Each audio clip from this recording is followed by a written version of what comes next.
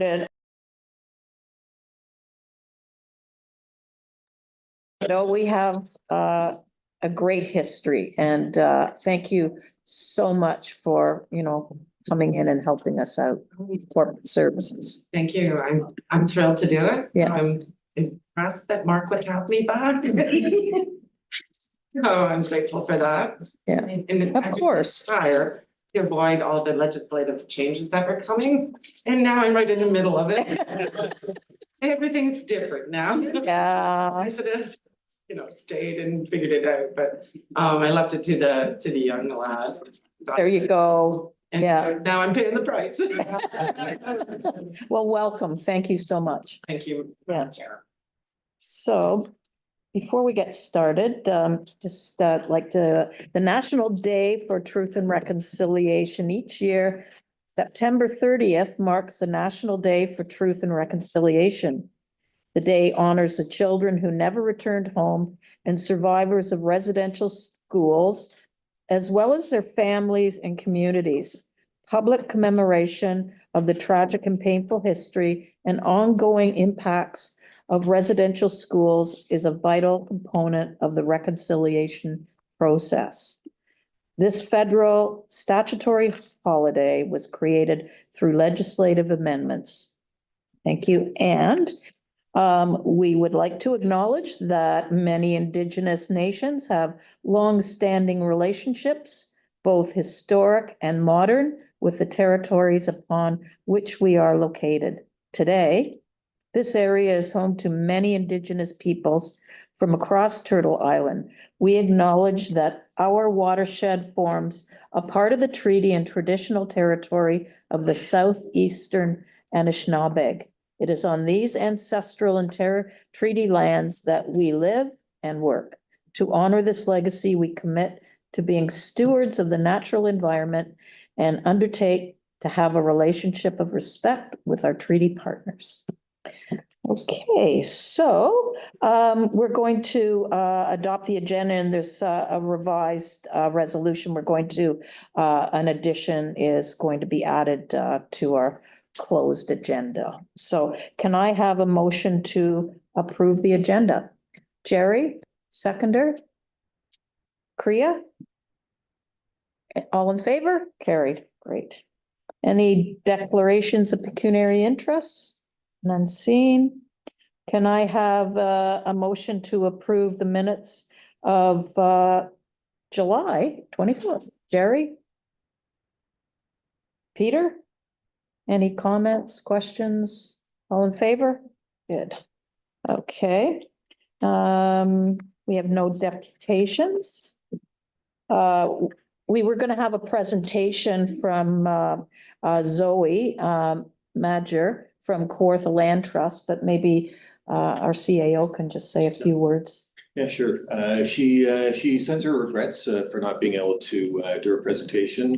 So we'll try and look at rescheduling her for another board meeting. I think it's a pretty interesting initiative that the Kawartha Land Trust is carrying out. There will be a session that's held in the beginning of October as well to try and explore the initiative a little bit further. And that initiative is climate change and conservation collaborative.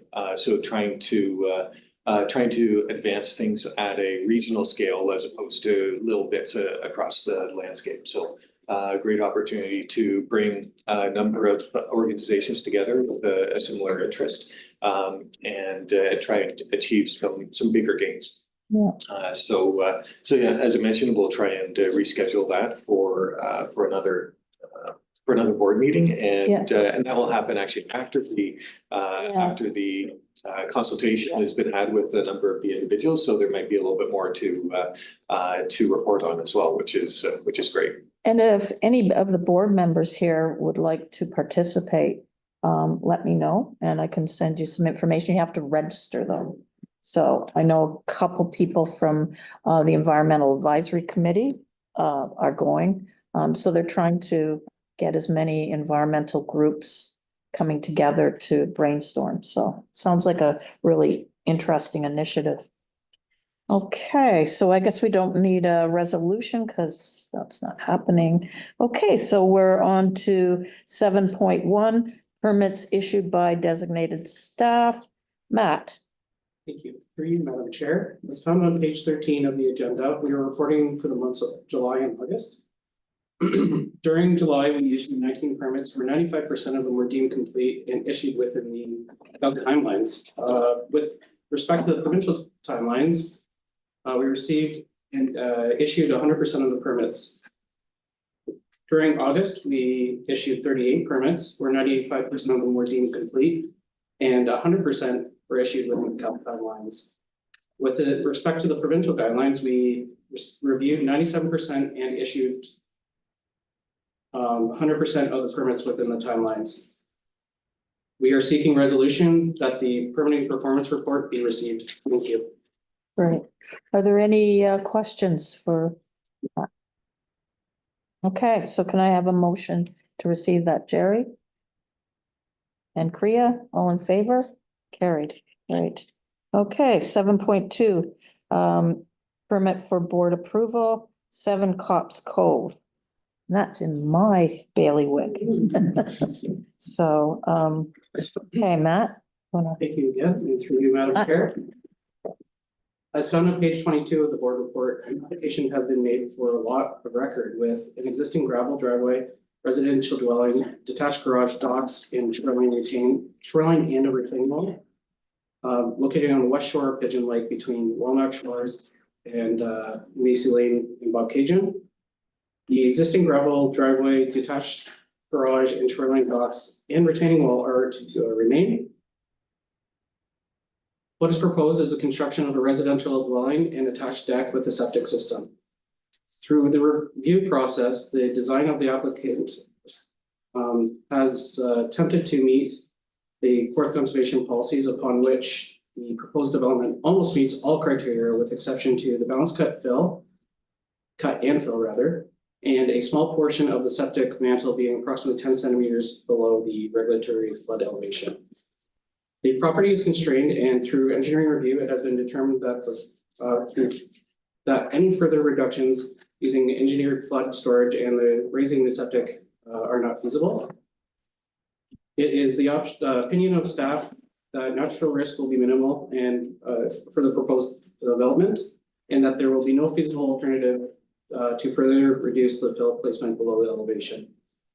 We are seeking resolution that the permit application pursuant to Ontario Regulation 41-24 to allow the construction of a residential dwelling be built with a condition requiring the appropriate flood proofing measures protecting against septic system backflow issues.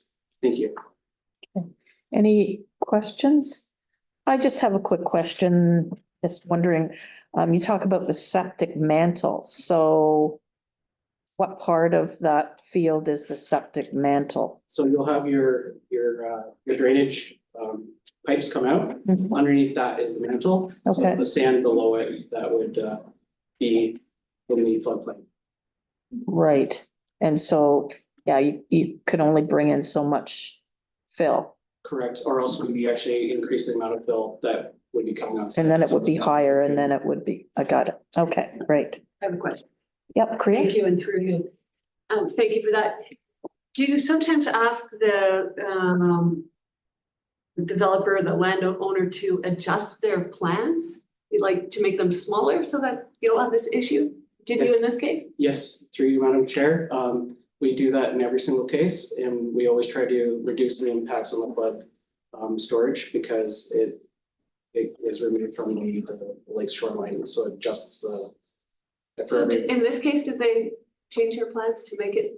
From what I understood, yes, from the review of the file, they've gone through and tried to accommodate flood storage on site, which would be traditionally it's taking a portion of the site and digging it out so that it's below. However, the way that the format, if you want to look on page, it's a little hard to see, but on page 23, you'll see Cops Cove at the top of the page and Yeah. Lake at the bottom. There is a garage, an existing garage that's already on the left side of the page or the and in this case, it would be the south side of the property. That's existing, so that is a constraint. We asked if they'd be willing to relocate that, but since it's an existing structure, we think we can't make that a condition or anything like that. So that is a constraint of the site. So just below that, on the, just east of that garage or lower in the page, you'll see a frame shed, garden, and then there's the bunch of little lines. That is the mantle, or that is the drainage area from the septic system. So for us, to meet not only our requirements, but the city's requirements, they have to be a certain distance from lot lines and also from road and from lake. It's a balancing act between us and others. So they try to push this as far north as they could, but they can't go on the other side of the building because then they're not qualifying for permit from another body. So that's far north as they can get it, or sorry, west in this case, as they can get it. And then if they decide to bring up that mantle to meet our policies, they're actually going to be decreasing the amount of storage again. So it was a two-sided adjustment or negotiation, I guess. Thank you. Yeah. Thank you. Any other questions? I have a question. What's the shoreline measurement? You mean how Yeah. wide the shoreline is? I do not know. Okay. So we're not really interested in that. I only say that because there have been a couple like monster homes that go on lots that are very narrow and they don't have a lot of frontage, and they're like, their neighbors are going, oh my God, and it's being built up. They're like monster homes on the shoreline. So anyway. Yeah. Okay. And we don't know like how close the neighbors are or anything. That's not what we're worried about at this point. It was just the septic system. Okay.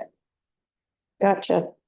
Okay, I need a motion to approve this. Okay, Peter, Jerry, any other questions? All in favor? Okay. All right. Okay, so we're on to 7.3, conservation areas strategy update. Christie. Thank you. Through you, Madam Chair.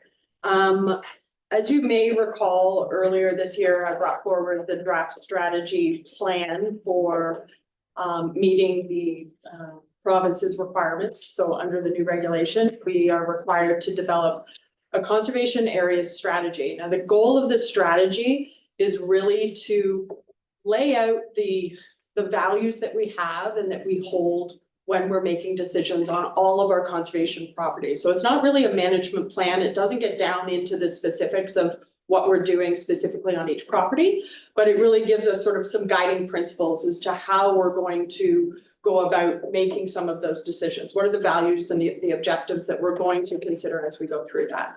So this report or this strategy needs to be completed by December 31st of this year, and it needs to be submitted to the province for their approval. So our goal over the course of the summer, because of course that's when most of the people are out in our conservation areas. And so we've been chatting with folks, we've developed a questionnaire, we've linked people that have annual passes with the conservation areas to really get their input into some of the objectives and values that we've established through an internal review with our staff. So we came up with a short list of here's what we think, the values are. Let's see how close to the mark we hit by going out to the community, talking to the community, giving them an opportunity for input. So they have done that, and I'm just sharing the update of that survey with you so that you can see, sort of where we're sitting at this point in time. My job over the next couple of weeks will be to draft the draft strategy based on these objectives and some of the feedback from our community. And I'll be bringing that back to the board in October for a review of the draft. At which point, while it's not required under the legislation, at that point, I would like to go out to the community one last time to just say, we've received your input. This is the draft that we now have. and give folks an opportunity to provide input before our November board meeting so that we can then meet the timelines that the province has set. Great. Okay, any questions? Jerry? Through the chair, just how are you gonna approach that? How are you gonna engage that public second dialogue? Yeah, so we have the folks that participated in the survey. We don't necessarily have their contact information, but we do know who we sent those links out to, so we'll be sending that back out. We'll also be providing it up on our website with a link for anybody that wants to go through and take a look at it. Obviously, once the board's approved it for review. The other thing that we have done with the survey that we will do again with the draft is out at our dog park. We have a sign where we can set up a QR code where if people want to go, we can tell them that the draft strategy is ready. They can scan the QR code that takes them directly to our website where the draft can be found. Kriya? Thank you through you. Thanks for this. I just want to say that I'm again delighted to see that connection between mental health and conservation areas. Yeah. And that was widely supported by the people in the survey. They're linked more and more tightly all the time, and that's just brilliant. Thank you. And Christy does all sorts of other things for people's mental health too. Good. Any other questions? No, okay. Can I have a motion to receive the update? Peter, Jerry, all in favor? Carrie, great. Okay, so we're on to 7.4 interim financial statement, June 30th, 2024. Wanda. Yay.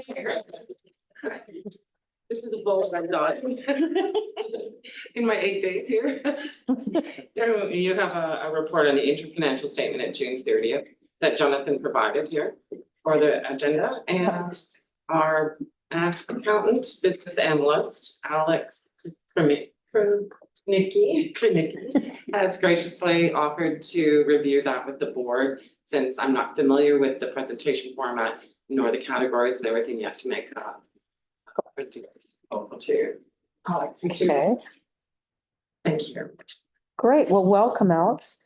I guess you're just here to answer questions, or do you have a little bit of a presentation? Through you, Madam Chair, I do have a quick Okay, presentation, great. kind of presenting a little bit. So I'm pleased to present the interim financial statements for the period June 30th of 2024. This is the second time that we're presenting the financial statements under the new framework. And as you may recall, that was we first presented in June for the month end of April. So there aren't that many significant changes between that report and this report. That said, I'd still like to highlight a few things that were of key importance to me, at least, and to the organization. We are pleased to report that we do remain on target for our budget. And as we head further into our field season, our category 2 projects, we haven't fully utilized those budgets for the majority of for those initiatives. We have a surplus of $280,000 with the land donation that we received earlier this year. I want to reiterate that this $245,000 land donation is not a cash donation, and it is a one-off thing. So we do not have any cash surplus from this donation. We are under budget in some of the areas, but this is due to some legislative changes to the Clean Water Act that we are waiting for updates. And we have received an update on that. So we expect to see more time being used in the third quarter and the fourth quarter of this year.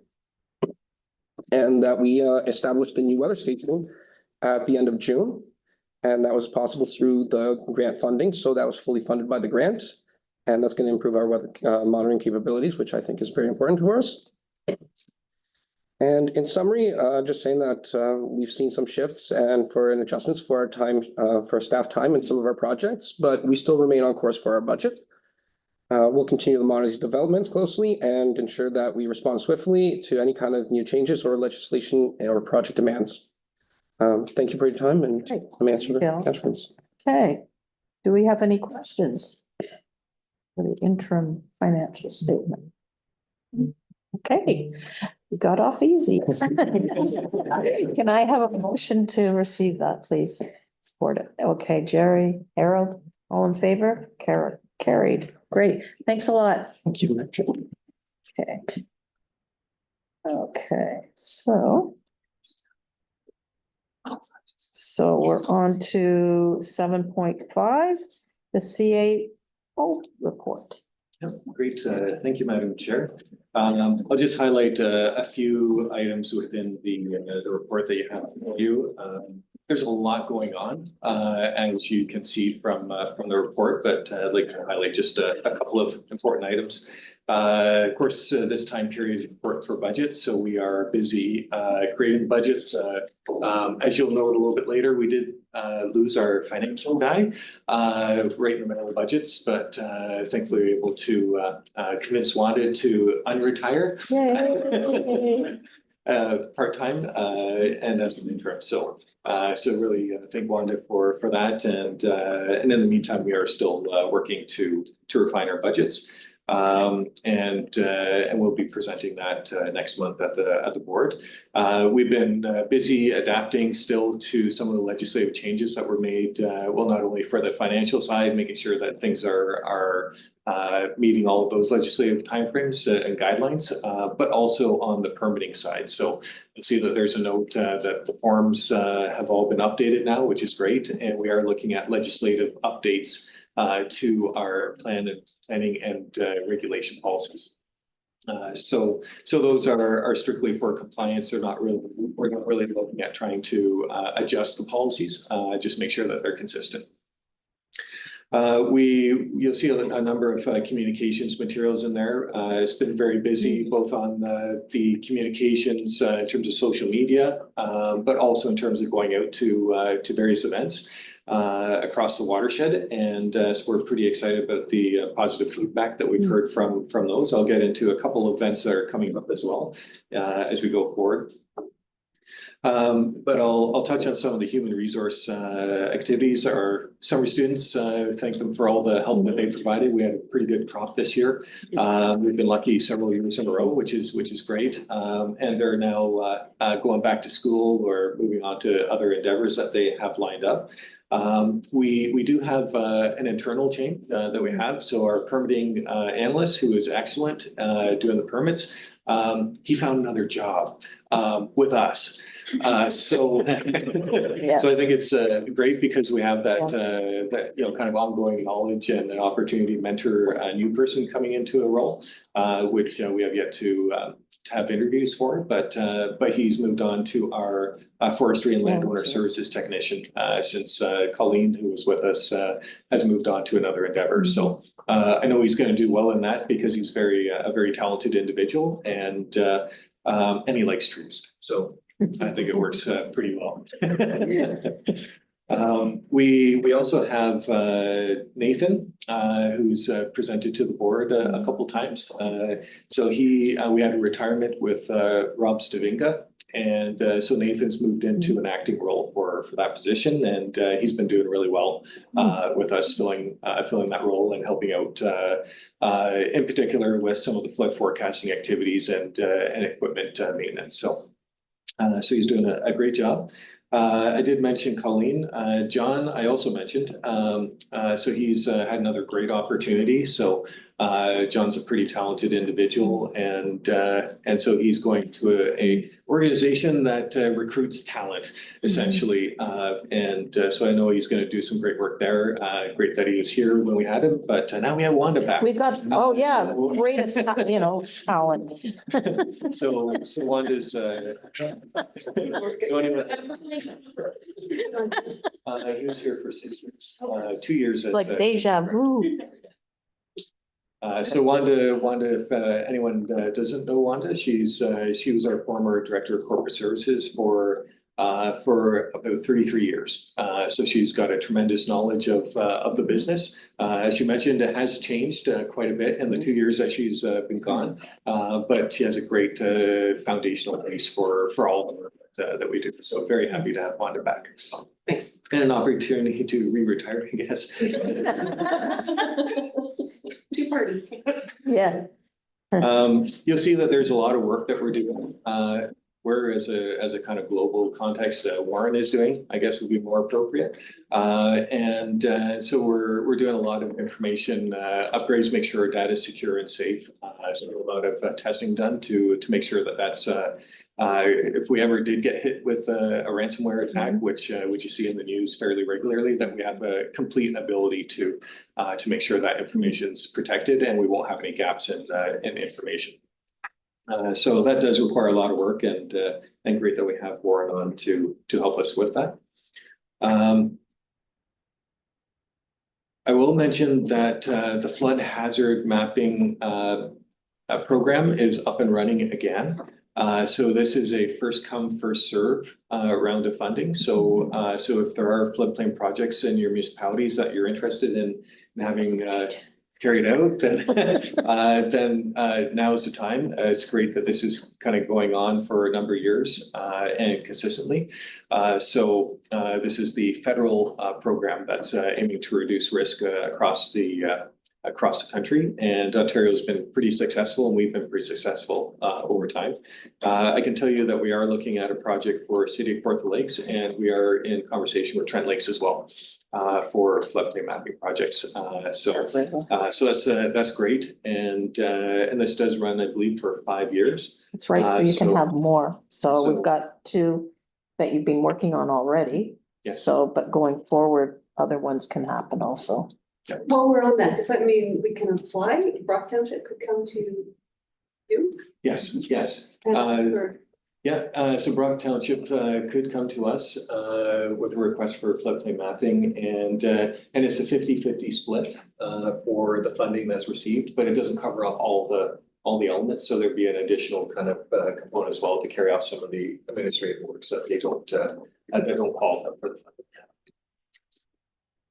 And the price tag for that is something that we can work out. It really depends on how big the project is. So more stream length equals more money, of course, but there's also a kind of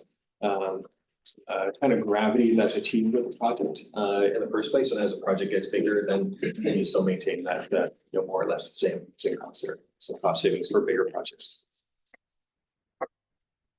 We have a really cool event that is tied with the Knapsack Signature Experience program that the city offers to folks. I think I highlighted this at the last meeting, but we're starting to see all the things kind of roll in on that, and it looks like it's going to be an exciting event. We're calling it the Neon Nights event, and so this is something that is we see as a bit of a tourism draw for the city, and I think it's something that we can kind of explore, kind of put this on. That's a into disc the golf, future. huh? This is the disc golf course, yeah.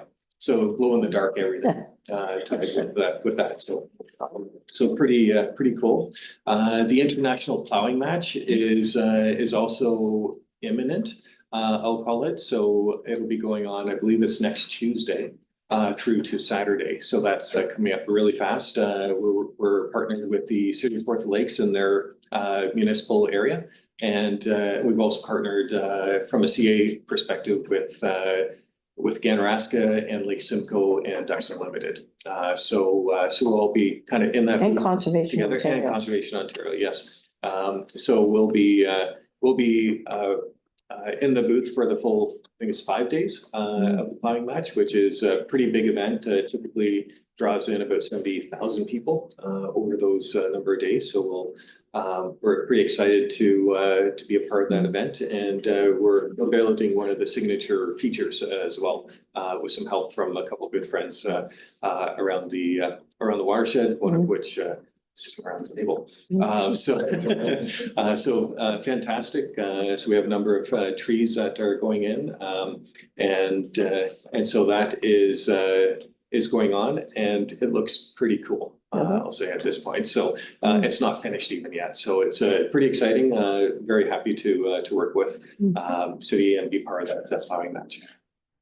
The Fall Fest is also coming up. So this, as you can imagine, a bit of a stressful time for a couple of the folks that are basically doing the same. Shock with that. Yes, yeah, it's definitely a very busy time, and there's a couple other events that we've attended, which didn't put in, but the wellness fair were part of that as well, which was going on, I believe, yesterday. So the fall festival is coming up this Saturday, which looks like a great event. Lots of entertainment. Expect a lot of families. Should be a really great event, and we've been praying to the rain gods, and that is working. Yes. So this should be a really lovely day, and look forward to welcoming everyone that's going to attend. I am going on a bit because there is so much, but I did want to mention the Durham East Cross Corridor project. So this is one that, as you would have heard from previous board meetings, that there's a big project that's going on to look at the corridor and basically upgrade some of those towers that will impact what we had planned for restoration, which was in the corridor itself. So we are having to work with the funder to try and figure out different plans. So they've identified that the timelines won't mesh on their funding timeframe. So we are going to submit a proposal to achieve an equivalent gain in a different area of the park. So we're looking at rehabilitating the sand dunes, which I think is still a good and worthwhile project. So that is what we're planning as we move forward to make sure we don't lose any of that funding. And since there's an open call for the water fund right now in both Durham and City of Kawartha Lakes, I thought I would just mention that as well. There's some money that's available for those projects and opened up on the 15th of August. It closes on October 15th. So if you know anyone that's looking at doing any projects on their properties that match our funding requirements, then by all means send them our way and see if we can get some funding to them. Have we had any applications so far? Oh, yeah, we continue to get them in on a regular basis. Okay, good. I don't have an idea as to exactly how many, but we get them in like pretty much daily, people coming, so.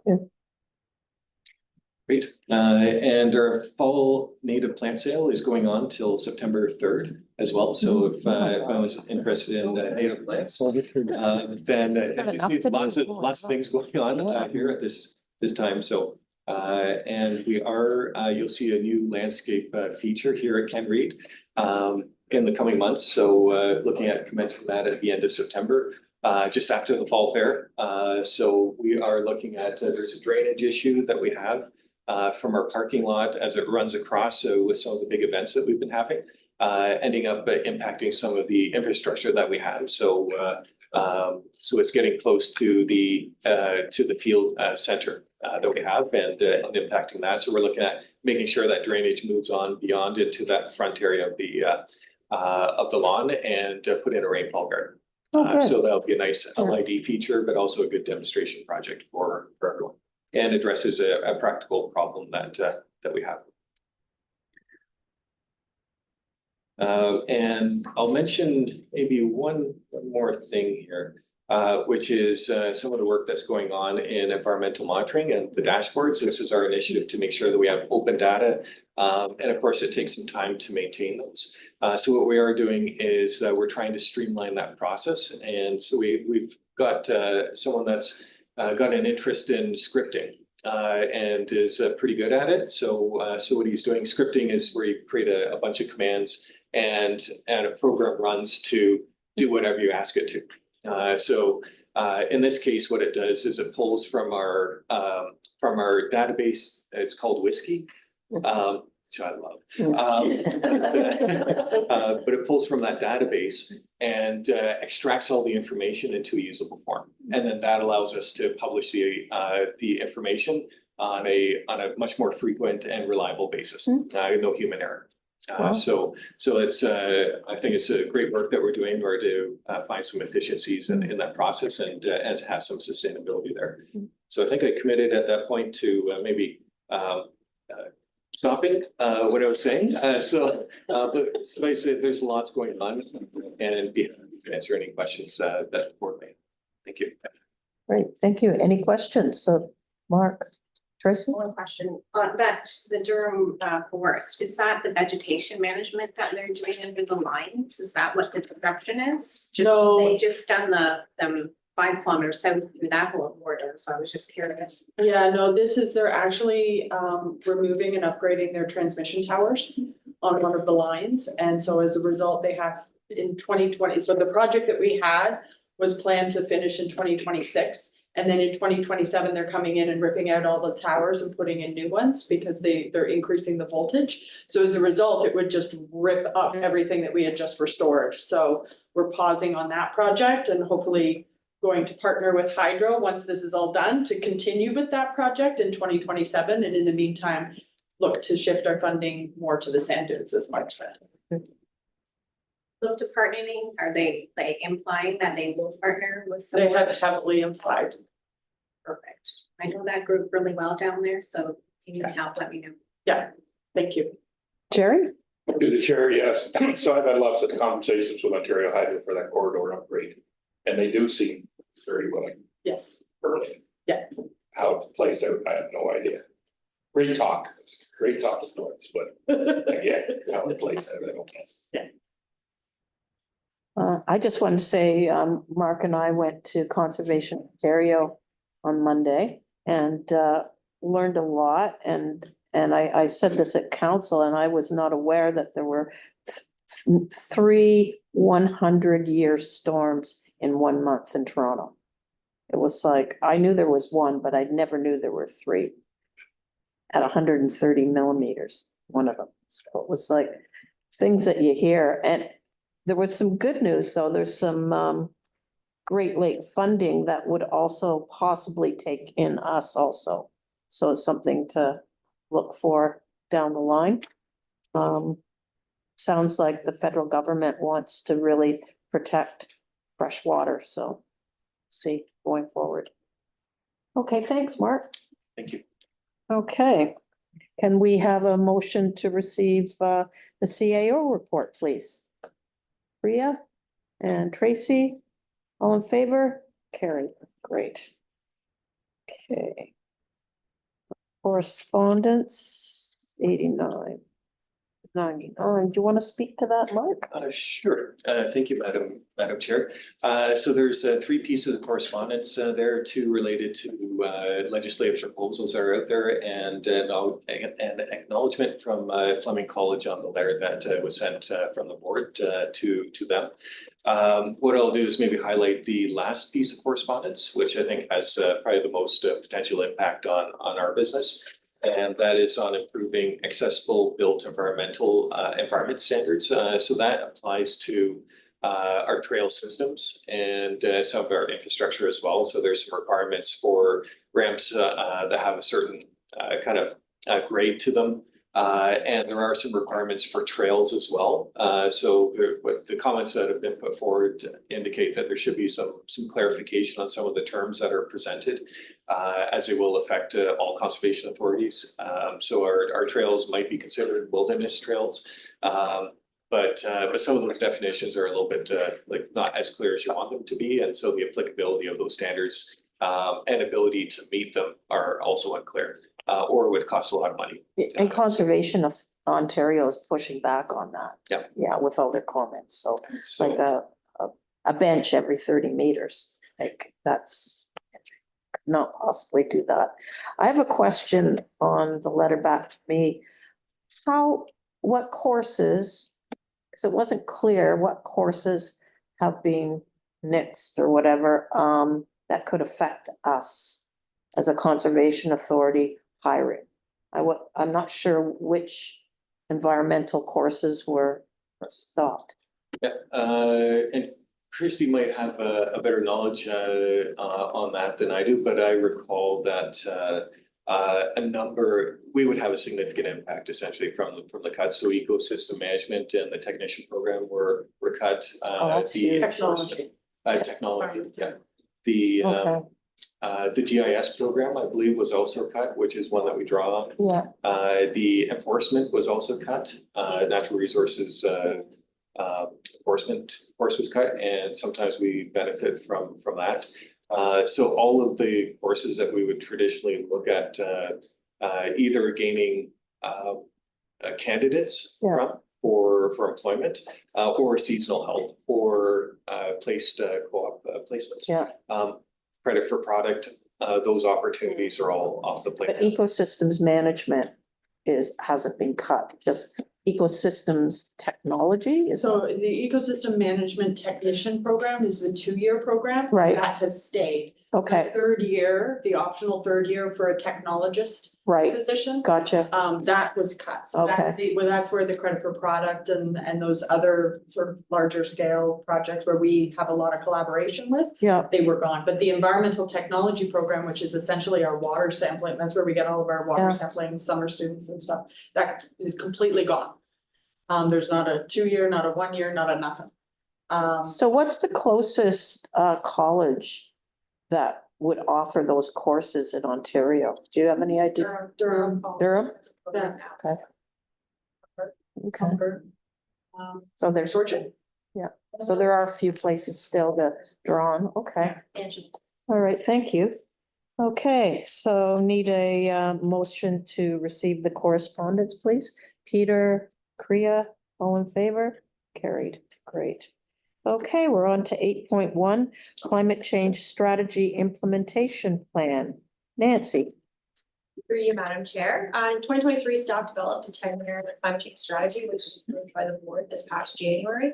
Then the climate change strategy recommendations were laid out, paralleling our corporate strategic pillars: protect and restore, engage and inspire, innovate, enhance, and transparency in reporting with specific themes of actions. With the adoption of the climate change strategy, we're looking to advance the strategic actions contained within the strategy, considering some financial implications as we move forward with implementation over the next 10 years. We had a total of 48 strategic actions were recommended in the new climate change strategy to help prioritize these 48 strategic actions moving forward. A meeting with each department was initiated where a series of questions were asked based on the climate strategic action presented.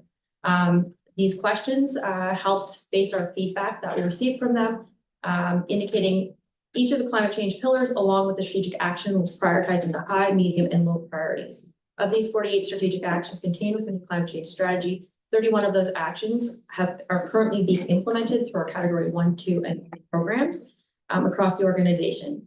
As we work to implement the previous climate change strategy and adapt our business to a changing climate. To achieve all strategic actions, 17 new initiatives remain to be undertaken over the next 10 years. To successfully accomplish those new initiatives, financial considerations have been categorized into new projects, which means funds will need to be provided successfully to accomplish the recommendations. Existing program and projects, funds will be made available through our existing program and projects. And then the existing program and projects where additional funds may be needed to be allocated, meaning that some funds will be made available through our existing programs, but additional funds may be required. After reviewing the initiatives, several of the 17 new initiatives can be included under our existing program and projects, or are considered separately as a special projects in existing or future budgeting processes.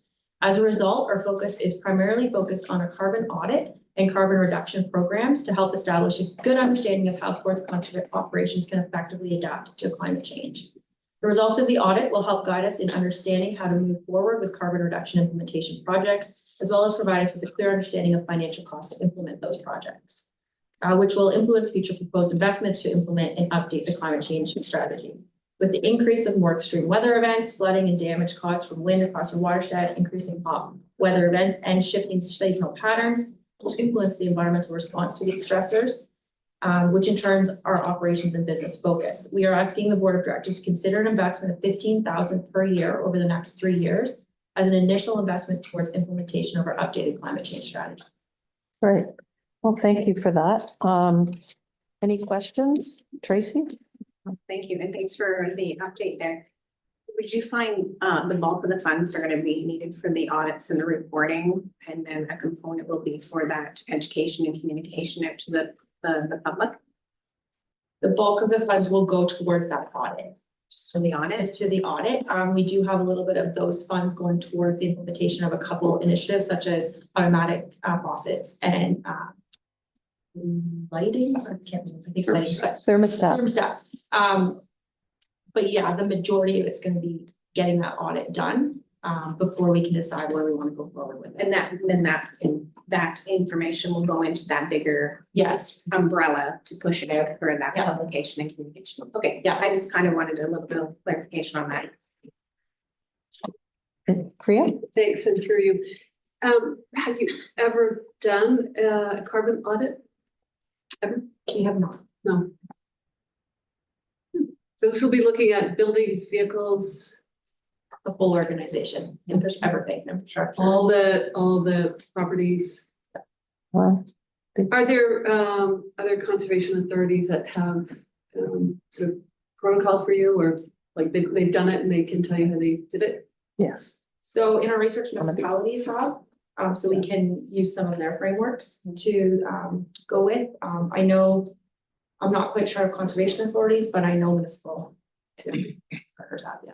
Sure, the city's done it, we've done it. We've done it, but it's just, we can't find a staff member to get it going. That's been Have to go to the FCM when they're open for taking, and then those grants, that's usually the best way to get into that. Oh, no, we've done a plan. We just can't find a employee, a planning officer in the environment to take the job. We've had a few come through, but yeah, no takers. So we've been waiting for that. But autonomy conservation came the other day to council, and they have a climate change plan. And they work with the municipality also. So I'm thinking that, especially now that we have a plan, but it's not getting rolled out because we don't have the person to help us do that. So it would be really good to reach out to the city for sure. Any other questions or comments? Bless you, yeah.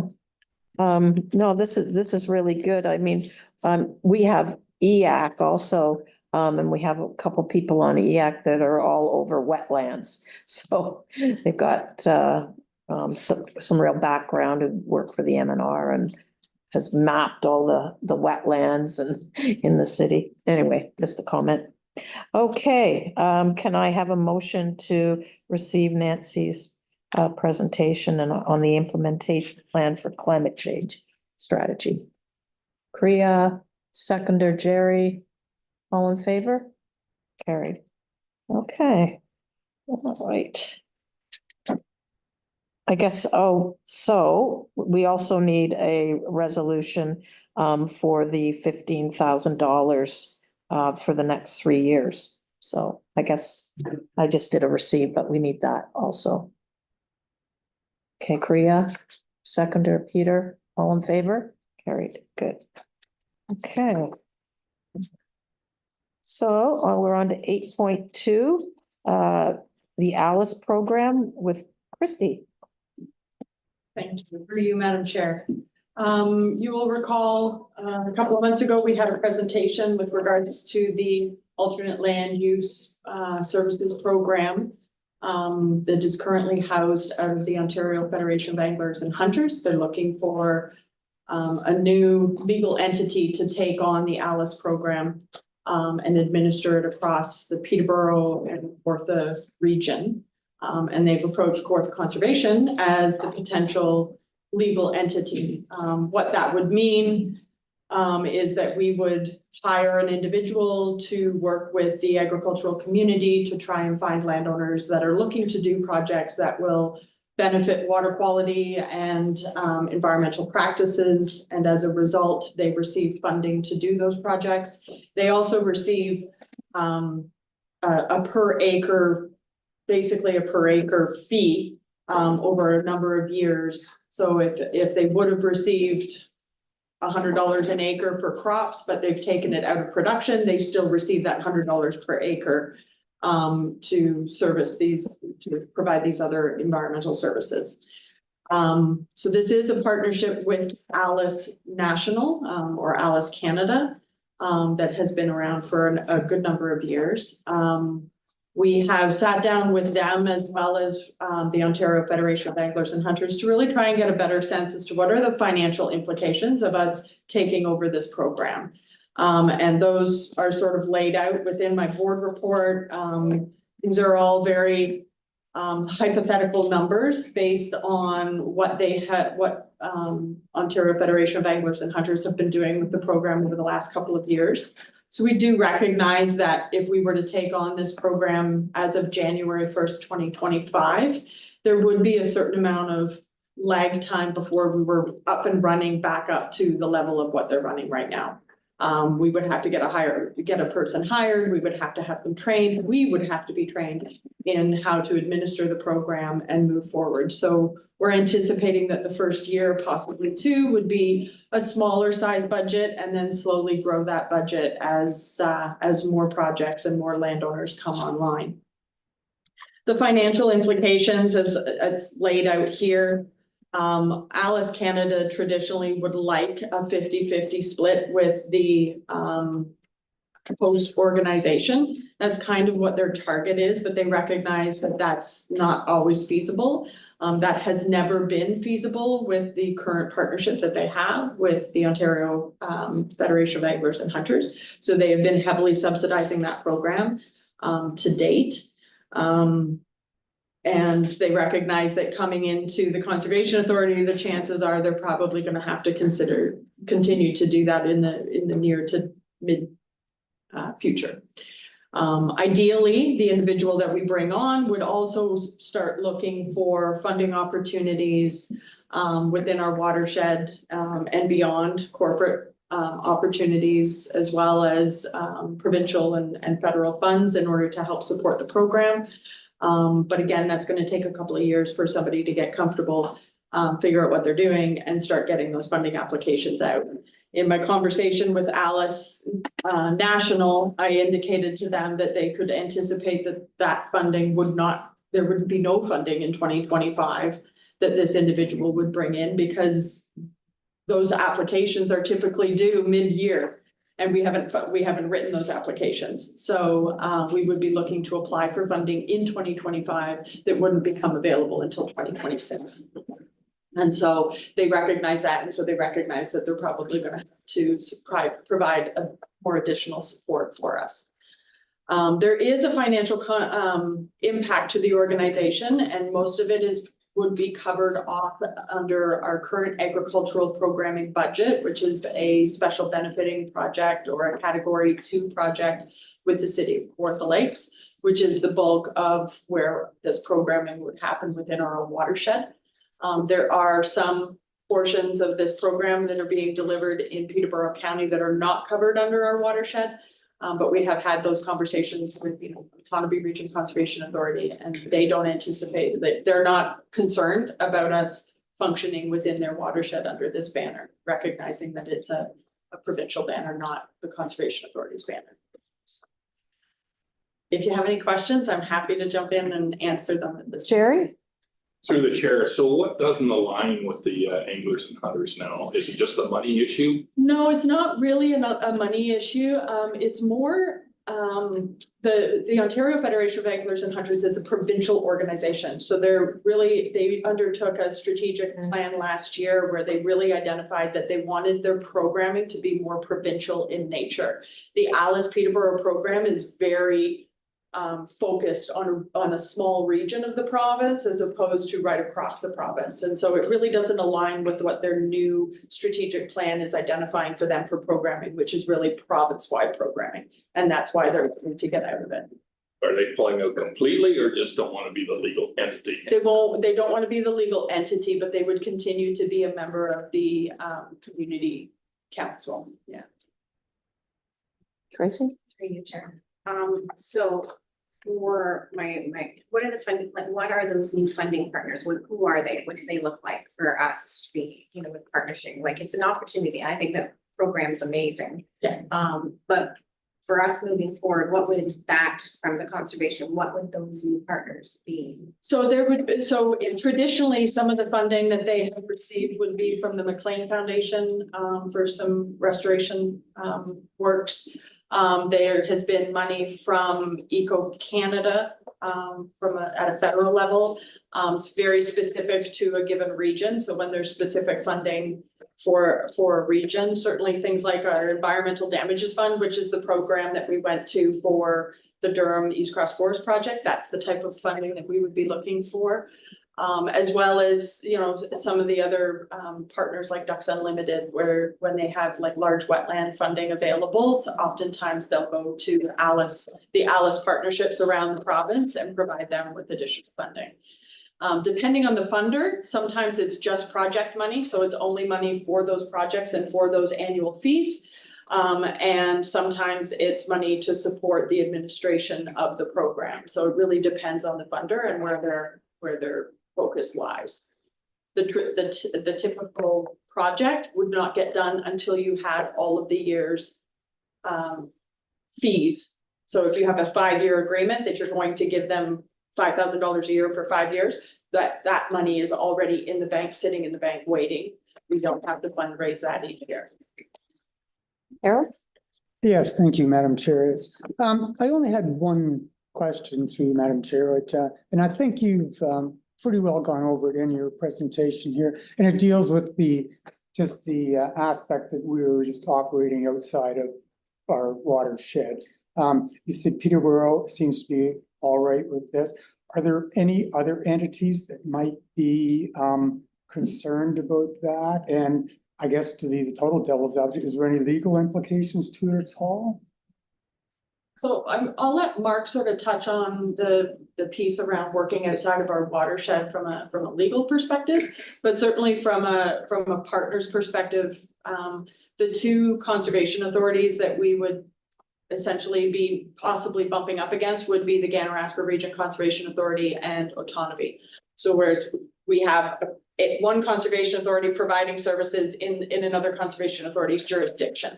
And so when those situations happen, we always want to reach out to our partners to make sure that they're okay with it. The response that I received back from them is, because we're not on the farmer's property saying, we're from Kawartha Conservation and we're providing this, we're actually representing Alice as opposed to the Conservation Authority. And so therefore they had no concerns. And both of those organizations are members of the Public Advisory Committee. So they're already well aware of the program and they have no concerns with us doing that. I don't know of any other partner that would have a concern with us functioning outside of our watershed. But Mark, if you wanted to talk about the. Yep. Yeah, through you, Madam Chair. So the one aspect tied in with that is there's an authority cannot work outside of its watershed. That's identified by the new changes in the Conservation Authorities Act. So that is the piece that we want to, I think, probably explore a little bit further, just to make sure all those pieces are I guess, copacetic, I guess you could say. So I think there's a little bit of a runway on that. What I look at is really geared towards the MOUs and an absolute kind of certainty or make sure the communications are entirely open, that everyone knows that the services are provided outside of our area by those funding it, because those really are tied to the finances. So in this case, it would be making sure the city of Kawartha Lakes absolutely knows that while we're going to do a lot of work in our area, that there is some work that is going to be carried out outside of our watershed. And I think that's the key thing, is making sure those financial obligations align with the municipalities that are funding it, and or conversely those that don't, and making sure that there's a correct arrangement in place to make sure everyone's happy. So I've had similar discussions with the CAO at Autonomy, and she indicated that there's no concerns on their end, and I think there's still a little bit to explore, I think, with everyone, particularly the city of Kawartha Lakes.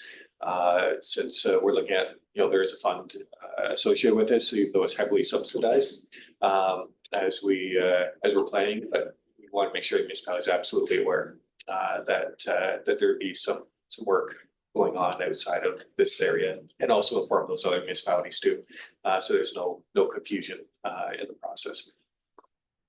Okay, thank you. And one more question, if I may. Madam Chair, to your point, Chris, when you showed up on the farm presenting this as Alice instead of as Kawartha Conservation. So how is that handled corporately? Is it going to be a separate entity within Kawartha Conservation, or it will be part of? So when you go to the farm and you say you're representing Alice, but you are still coming from through Kawartha Conservation to do that. That's correct. So the staff person is hired by Kawartha Conservation, so they're employed by Kawartha Conservation. They would be, driving a Kawartha Conservation vehicle. But when they're out there representing to the landowner the projects and whatnot and the funding's coming through the Alice program. So they're administering the Alice program, similar to when we go out onto a landowner's property and we're administering the OMAFRA program when we're working in partnership with them. Then it becomes their program that we're administering and not our own, if that makes any sense. But yes, they are our employee. They're covered under our insurance. They're covered under our WSIB. Yeah, so structurally within the. Really, they are a Kawartha Conservation employee. Okay, thank you. Just, before I forget, are there any other, conservation authorities that administer Alice? Yeah, there is, that I know of, there's 3 different conservation authorities that are administering the program, and I know you're gonna ask me who they are. That's okay. I don't remember. So they are in, Ontario for sure, so, Absolutely. okay. So, I mean, that would be kind of a template to look at. And I was just wondering, Ganaraska or Otonabee, would they have their Alice group, and would that from Durham kind of? So- I just wondered how far it would, would they have, Durham have an Alice group that, no? Yeah, so they don't at this point in time. So right now, Alice Peterborough takes in the city of Kawartha Lakes, the county of Peterborough, and they just recently added Northumberland County. Okay, So what that is the Public Advisory Committee, or the PAC, that makes Yeah. the decision as to what is the boundary of their area. So right now, there is no Alice in Durham region. Probably because, they just haven't, nobody's expressed an interest in creating one, because it's very much a grassroots led. So Alice Canada doesn't run around creating all of these programs. It comes from the community saying, we want this, and then working with Alice Canada, they develop the template. so if there are 3 conservation authorities already doing that, then I guess it would be allowed under Yes. new regs, but you weren't too sure, Mark. Yeah, You'd have to reach out to find that out first. Yes, so there's, I know Chrissy's right, there's 3 of them that do that. The question is really the boundaries of that Alice program, since they're all individual. And I know like Lower Thames is one, there's another one with the new CAO. That has another, I think it's maybe Reason, and I forget the third Okay. myself, but. So it's already being But done, there is a template, and so it is possible, which is great. And I know that other programs are from other CAs are also operating in a similar fashion, where it runs outside of their jurisdiction. So it's just a matter of trying to figure out exactly how they manage to do that, Right. and kind of what their perspectives are. But I know one of them in particular would have had a lot of legal support in determining that, so. Okay, just one more from me. Just the $15,000, that's just going forward in the next, 2025. And you're hoping by hiring someone that we may actually make fund, no, we can't do that? That's Okay. So we wouldn't make money, but we would, We don't necessarily. could actually do it with no cost to the Cause organization. I noticed it was in and out, exactly, right? So, yeah, Revenue neutral. Yeah. Yeah. yeah, The one benefit that we do Okay. get as an organization is the expertise and the individual within the building. oh, no, and I think, wouldn't that be great to have, some of the hedgerows back, and it would help the municipality also, you know, with maintaining roads and whatever, so. Anyway, yeah, Kriya, I think Kriya's first and then Jerry. Thank you, and through you, yes, some of those questions are what I had to.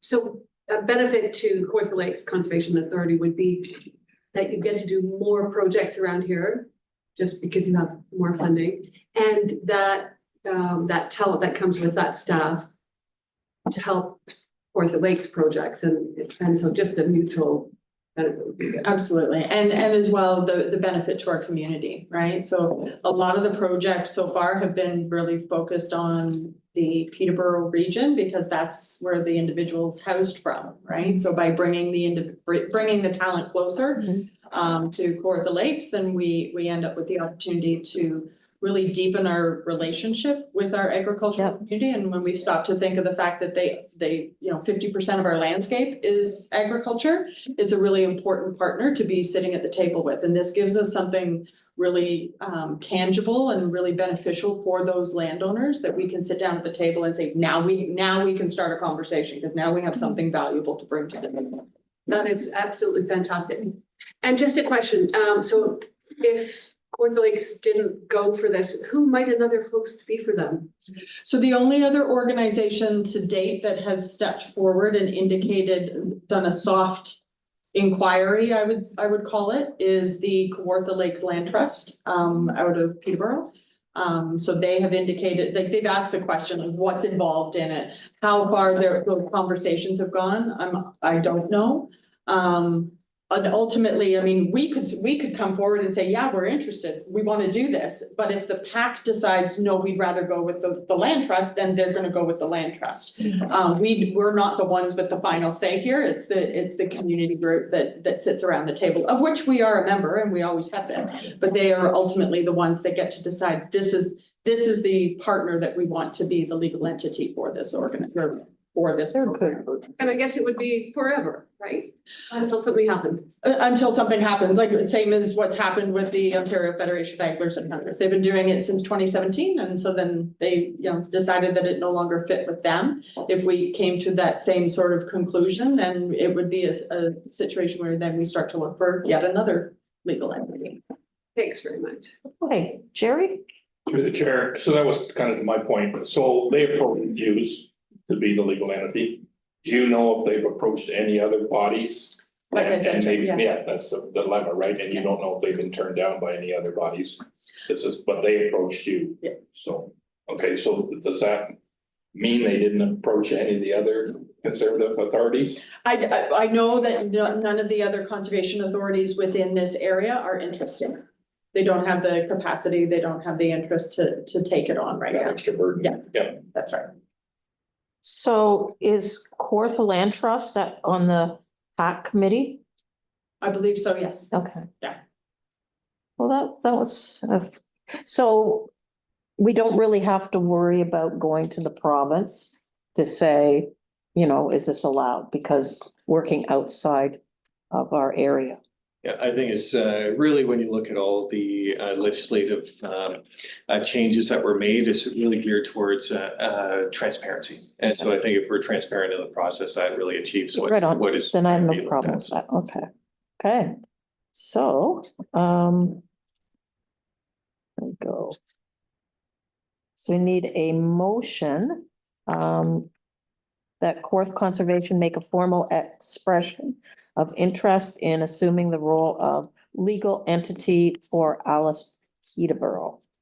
I need a Kriya and a seconder.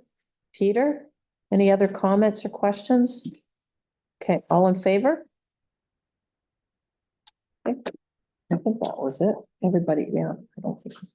Okay, that passed. All right.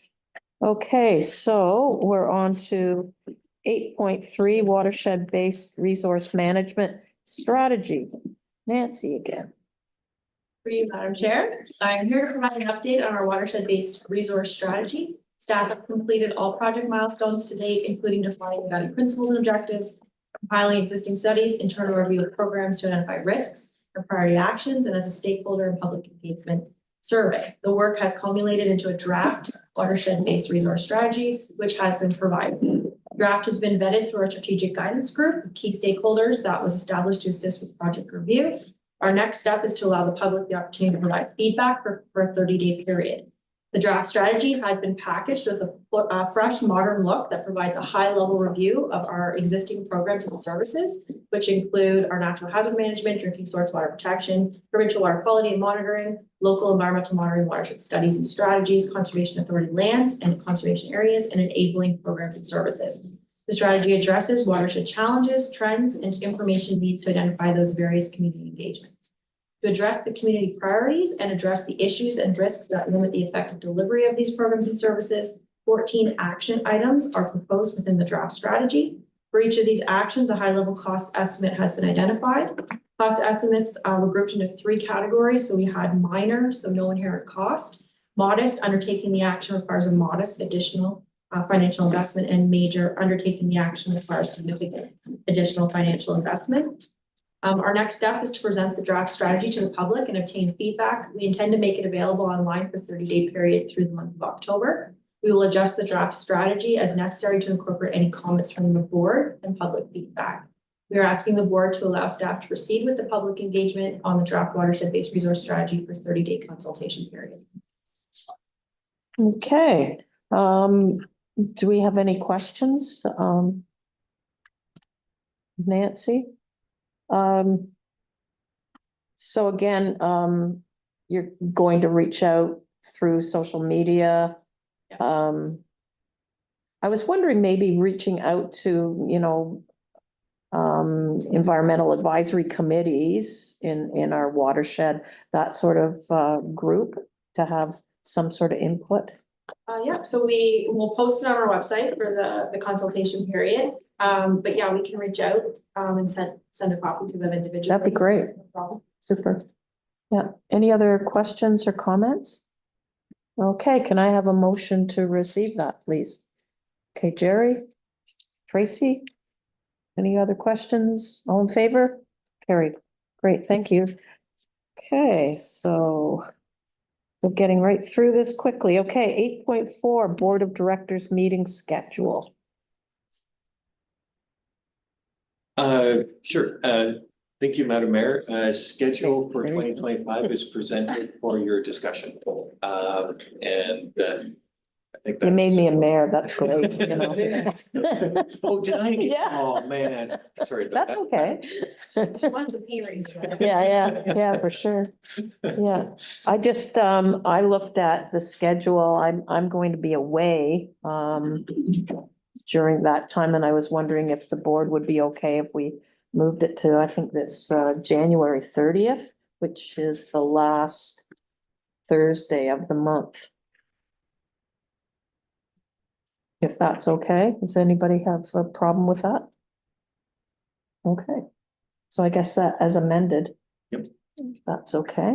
So can I have a motion to receive that With the amendment, with the amendment? Thank you, Jerry. Jerry, okay. Kriya, all in favor? Carried. Great. Okay, no new business. Can we just, when that's amended, can you just send us that one? Yeah, that'd be helpful. Yeah, sure. It's helpful. I know, put it in our. It's also good, yeah, if you could, I don't know who Well- does that, sends it out, and then we go, yes, we're gonna go to that, right, thing, and it goes. But I just like the one page that, because I was taking my book and blank it, right? And I just go off my iPad. what we'll probably do, Madam Chair, is what we'll do is we'll actually send the invites as well to. That's what I meant, for the yeah. year, And Yeah. they'll get both paper and Yeah. and digital. Okay, so any comments or reports from our board? Priya? Have anything? No? I didn't prepare anything. Well, that's okay. You don't have to Thought of prepare. anything else. Yeah, we passed a tree bylaw, so I'm not sure how that all went, but Two pieces. it's just, it was a bit of a, anyway, kerfuffle. But shoreline wasn't in there, so I had a bit of a breakdown, I think. Going like, how is this happening anyway? So I did get that put into a motion that we look at a shoreline tree bylaw, because that's how the whole tree bylaw started. And it wasn't there. And the interesting thing is, yes, you listen to, we have jump in that people say things and whatever, and they're, yay, nay, but I don't know, just to go on that is not necessarily, I don't think, the best thing. Sorry, I'm not quite understanding you in terms of, I think you're talking about method, so your staff doesn't show the bylaw, like work with sub-counselors ahead of presenting it, just to run it by you? Well, it was interesting because it was supposed to go back to and the Environmental Advisory Committee. Anyway, got it sorted out. It's coming back. There's going to be another bylaw for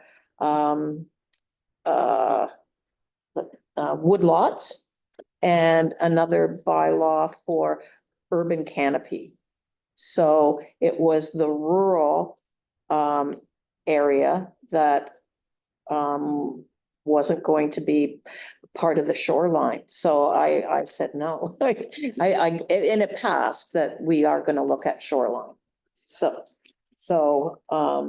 yeah, because it wasn't in the motion. Shoreline. So yeah, so it was, yeah, anyway. And usually, anyway, those things come to committee of the whole first, and this came directly to council. So it was, yeah, so you didn't have kind of the sober second look at it things. But it wasn't that much. Yeah, just for clarification, what is the wording of your tree bylaw? What does it state? Oh, my God, to go back, Or just give us the So- course notes, what is it? what does it Okay, say? so there's a part for developers, which is Okay. good. If you remove a tree, I forget the actual amount. Do you remember, Tracy? No, but the amount that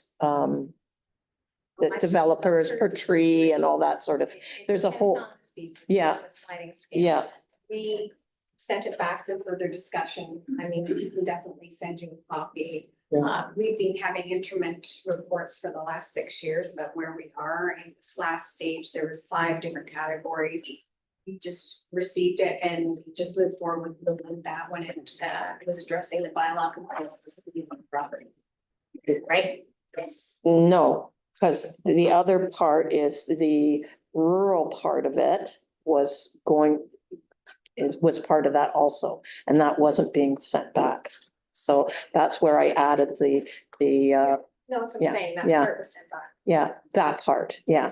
But just the shoreline. So the rural areas, it's yeah, there's 0.5 hectares, anything greater than that. So is there like a compensation package in there if a developer chose Yes, that they had to yes. move a tree, they could plant 2 somewhere Yes, else for that? Yes, there is. Okay, Yeah, so that works out for them, okay. My thing was the shoreline because it wasn't there.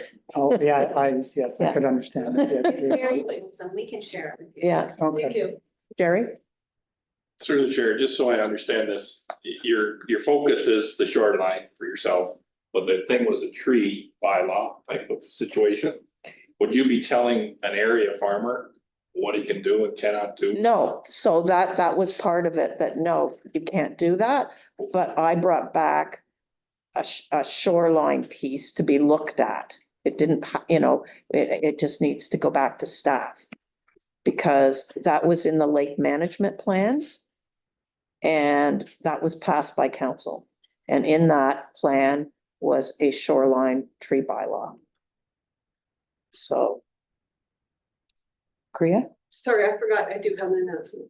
there you go. It's related to trees. There's a hazelnut tree place just north of Uxbridge where you can go and pick your own. And my daughter and her boyfriend went last weekend. Fresh hazelnuts. And we roasted some, and fabulous, but I just think as a pick your own and for nut trees in this area, it was, That's they're neat. still very small, but look out for them. Mm. Have a great experience. There you go. Anyway, that's all I wanted to say about the tree bylaw, and the shoreline is still going to be looked at. So I'm happy about that, the way that turned out. Good for you guys. Anything, Harold? Nothing major. I was just at a DAC committee meeting this morning, the Durham Agricultural Advisory Committee. We had lunch and the meat of the meeting was just getting going as I left, but did have some good conversations with some farmers about some things and some real interest out there in real concerns about topsoil movement within the area and what they want. And so that's something I have to kind of bring up with the CAO too. Do you guys have a tree bylaw? Being just new, I would say no, but there might be something on the books, but not that I know of. Okay. We use a regional one. Is that what we Original one. use? Yeah, lower tiers, we use a regional one, but it's not sufficient for some situations, so. Mhm. Okay, interesting. Okay, Tracy, anything? No, just put it there, the international climate. Oh, yes, Here in- yes. I'm all about it. And I've got a little announcement. Um, Well, that's the thing, you know, we have 3 left, is it that correct? Yes. So anybody who wants to go to the plowing match, we have a ticket and a parking ticket. Run a raffle or how you doing? that? Yeah, Hey, exactly. don't all put your hand up. Respond. I have to go, but I would, you know, if they all, if everyone wants to go, I'm happy to do it. I will be there, so. You already I have. don't need a ticket. No. I've got Where's it. the plowing? Where's the competitions? Very important. It's on 10 cities just north. 36. On 36, yeah. 36. On 36? Yeah. Okay. Yeah, there's a farmer's field in there that's gonna be the subject of all the plowing and then, Mhm. yeah, the main stuff is just off 35 or not 35, the other one, Angelina Street North Yeah. and 7, yeah. Mhm, yeah, 7, that's what I meant, yeah, At At the the- TX. that the X round, Yeah. that's where the tented city is, yeah. yeah. With the plowing, so, okay, 36. So Thank you. we have 3 tickets, Yeah. so we have Free tickets, 4 people one who, parking pass. and 1 parking pass. There we go. Well, Rock, paper, scissors. yeah, sure, I'm not You guys can have them, but don't throw them out. Oh, you don't want one? No, I'll probably go one day, but you guys feel free to take the passes. Doesn't matter. I don't think it's that expensive to get in. Oh, I, Match. whatever. So Jerry, you I'm want, planning on going because I want to sell a tractor, so, yeah. there you go, okay. Peter? No, I don't think so. Oh, well, there you go. So we do have a ticket for you. That's fine. There you go. Now, Thank you. now the parking pass. Thank Do, you. do, do, do, do. Somebody has to figure it out. I'm covered. You're covered. I'm covered. Gary, you just won the parking pass. There you go. Thank you. There you go. There you go. Okay. All right, Peter, do you have anything to No, I- tell us? Okay, Jerry, besides going to the plowing match? Okay, all right, so, Oh, and what time do things get underway Saturday, 10 o'clock? It's here, Here is 10. 10? Chris? 10 till 4. 10, okay. Somebody in Randolph's. And there's stuff going on the whole time, so. yeah, Wow. it's gonna be exciting. Yeah. Okay, so, we just Better than the last time. need a, motion to go into close, please. Jerry, Tracy, all in favor? Carried. Thank